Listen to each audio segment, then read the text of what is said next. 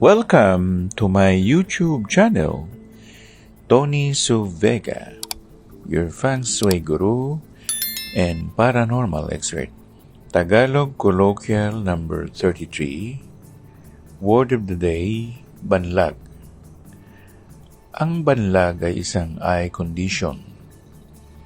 Hindi duling magkasalubong yung mata. Yung kanang mata ay nakatingin sa kanan at ang kaliwang mata ay nakatingin diretso o baligtad. Pero may mga idioms na ginagamit. Halimbawa, Pablo Bertuso, yung maong artista natin. Kasi pag sinabi niyang Pablo Bertuso, ang ibig sabihin nun, duling.